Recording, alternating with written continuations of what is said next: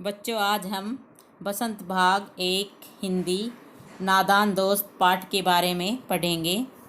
नादान दोस्त मुंशी प्रेमचंद द्वारा लिखी एक श्रेष्ठ कहानी है। इसमें लेखक ने बच्चों के मन में उठने वाली भावनाओं का सुंदर वर्णन किया है। केशव के घर की दीवार की कंगनी में एक चिड़िया ने अंडे दिए थे। केशव और उसकी बहन श्यामा चिड़िया के अंडों के बारे में ज़्यादा से ज़्यादा जानना चाहते थे। अंडे काफ़ी ऊंचाई पर थे, इसलिए वे उन्हें देख भी नहीं पाते थे। उनके मन में अंडों और उनसे निकलने वाले बच्चों के बारे में तरह तरह के सवाल उठते थे।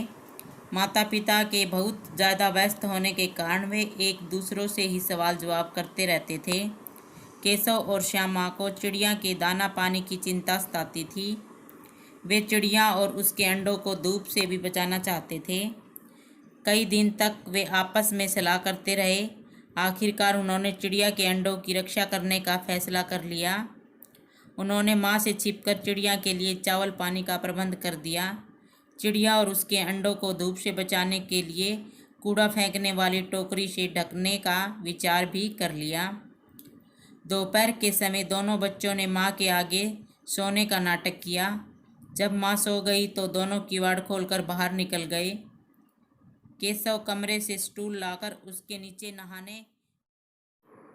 नहाने की चौकी लगाकर उस पर चढ़ गया और श्यामा स्टूल पकड़कर खड़ी हो गई।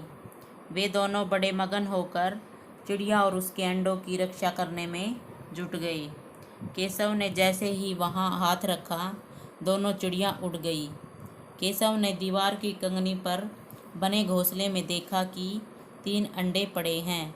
उसने श्यामा की मदद से कपड़े की एक गद्दी बनाकर अंडों को बड़े आराम से उस गद्दी पर रख दिया और उसने चावल और पानी की प्याली भी वहां रख दी और अंडों की टोकरी से ढक दिया।